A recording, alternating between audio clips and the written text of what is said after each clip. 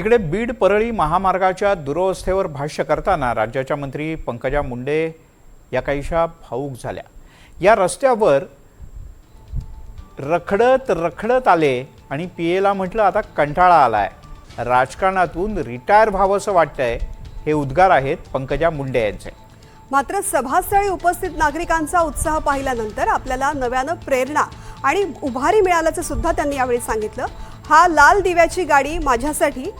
ही लाल दिव्याची गाडी माझ्यासाठी नाहीये, तर तुमचा विकास करण्यासाठी आहे असं म्हणत त्यांनी विकासाची ग्वाही सुद्धा दिली। अर्थात त्यांच्या या आधीच्या आणि नंतरच्या अशा दोन्ही वक्तव्यांची राजकीय वर्तुळात खुमासदार चर्चा आहे।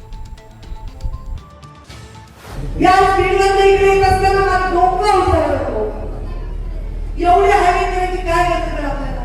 सगळा रस्ता होता ते तोडल्यानंतर नॅशनल हायवे सुरू झाला। 2 लेनचा बरं चालू होता, आता 6 लेनचा रस्ता, 4 लेनचा रस्ता, इतकं खोदून ठेवलं होतं। कडकड करत मी इथपर्यंत आले आणि माझ्या पिलेला म्हणलं मला आला कंटाळा। वयाच्या 24व्या वर्षीपासून आता मी 47 पूर्ण झाले, 48 आलो, म्हणजे 24 वर्ष झाले याच रस्त्यावर जवळपास 20 माणसं, ते सगळं कसं बदलायचं मला तर कंटाळा आलाय। रिटायर असं मी म्हणले। या कार्यक्रमात जेव्हा मी आले आणि तुम्हाला सगळ्यांचा उत्साह बघितला, तांड्यावरच्या गरीब घरामधल्या या चमकणाऱ्या डोळ्यांना मी जेव्हा बघितलं, तेव्हा वाटलं आपलं काम संपलं नाहीये।